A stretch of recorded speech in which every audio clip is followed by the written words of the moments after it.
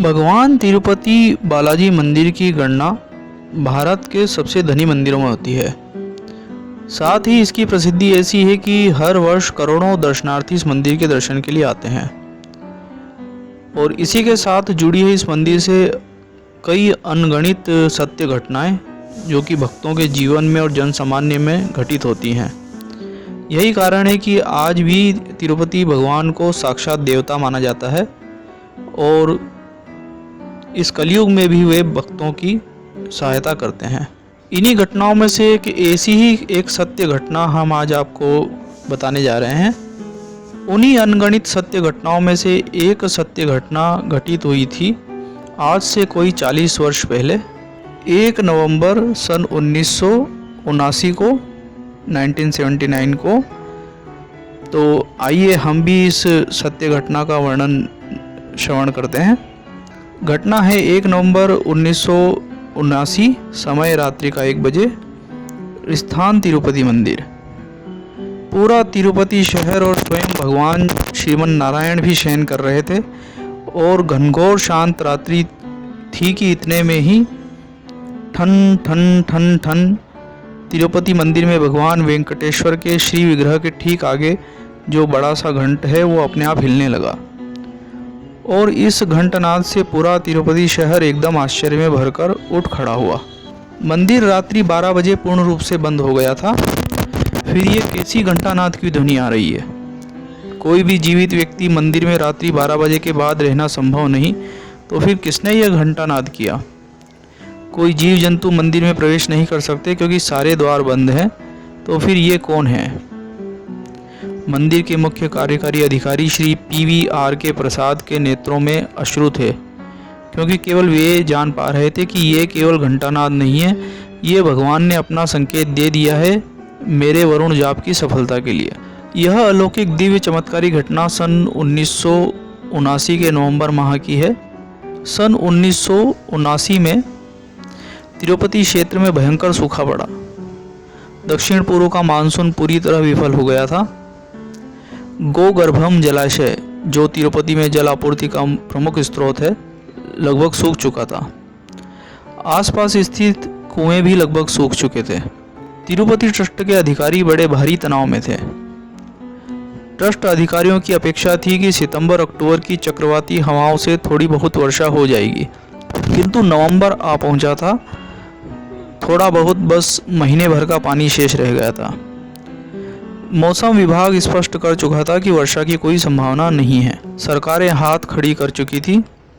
Trust के सामने मंदिर में दर्शन निषेध करने के अतिरिक्त अन्य कोई विकल्प नहीं बचा था। दर्शन निषेध अर्थात दर्शन पूजन अनिश्चित काल के लिए बंद कर देना।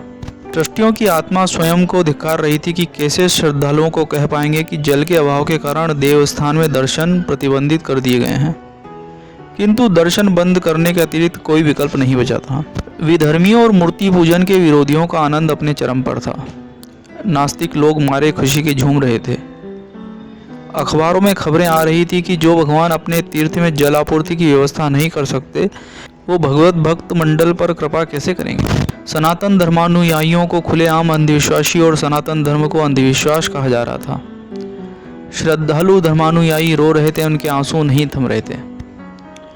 कुछ दिन और निकल गए, किंतु जल आपूर्ति की कोई व्यवस्था नहीं।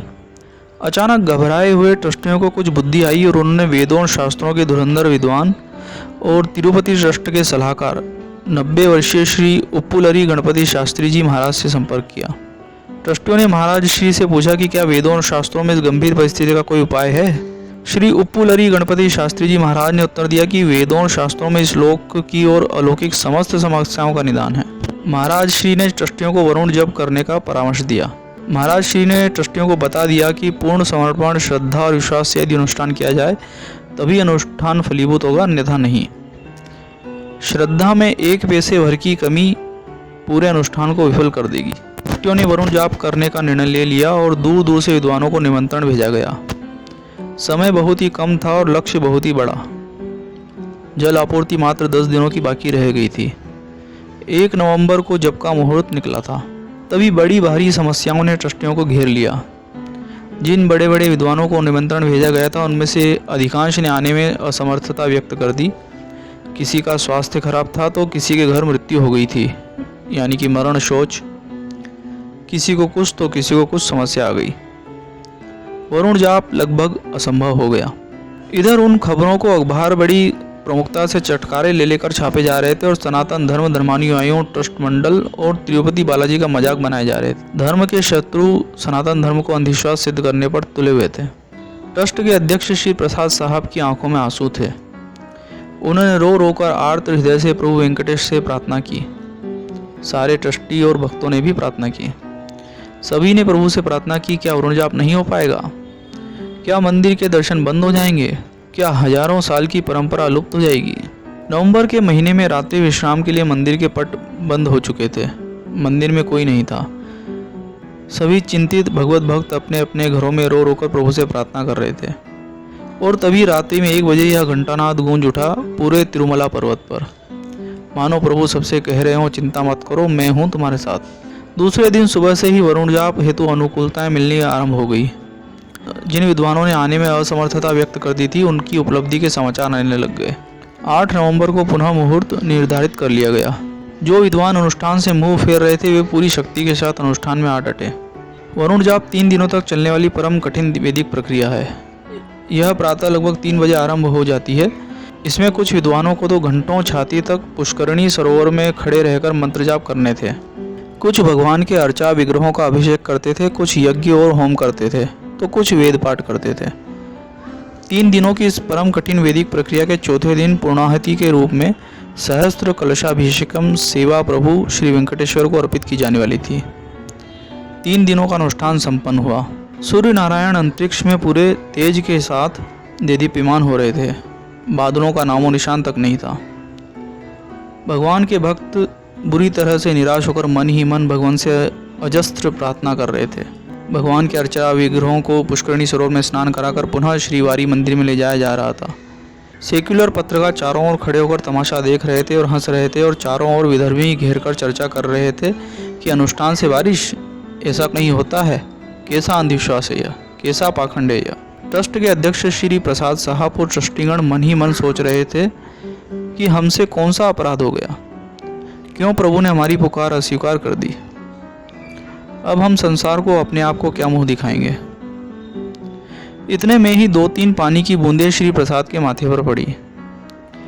उन्हें लगा कि पसीने की बूंदें होंगी और घोर निराशा भरे कदम बढ़ाते रहे मंदिर की ओर, पर फिर और 5-6 मोटी मोटी बूंदें पड़ी। सर ऊपर उठाकर देखा तो आसमान में काले काले पानी से भरे हुए बादल घुमड़ आए थे और घनघोर बिजली कड़कड़ा उठी। 2-3 सेकंड में मूसलाधार वर्षा आरंभ हुई। ऐसी वर्षा की सभी लोगों को भगवान के उत्सव विग्रहों को लेकर मंदिर की ओर दौड़ लगानी पड़ी। फिर भी वे सभी सर से पैर तक बुरी तरह से भीग गए थे। याद रहे, वर्षा केवल तिरुपति के पर्वत क्षेत्र में हुई। आसपास एक बूंद पानी नहीं बरसा। गोगर्भम जलाशय और आसपास के कुएं लबालब भरकर बहने लगे। इंजीनियरों ने तुरंत आकर बताया कि पूरे वर्ष तक जलापूर्ति की कोई चिंता नहीं। सेकुलर पत्रकार और धर्म के शत्रुओं के मुंह पर हवाइयाँ उड़ने लगी और बगलें झांकने लगे। लोगों की आंखें फटी की फटी रह गई। भक्त मंडल जय जयकार कर उठा। भगवान वेंकटेश्वर श्रीनिवास कोई मूर्ति नहीं वरन साक्षात श्रीमन नारायण स्वयं हैं। अपने भक्तों की पुकार सुनकर वे आज भी दौड़े चले आते हैं। भक्त हृदय से पुकारें तो सही। वेंकटाद्रि समम स्थानम ब्रह्मांडे नास्ति किंचन, श्री वेंकटेश समो देवो न भूतो न भविष्यति। जय जय श्री राधे कृष्णा। यह संस्मरण आपको कैसा लगा? इस वीडियो के कमेंट में लिखकर हमें जरूर बताइएगा। धन्यवाद।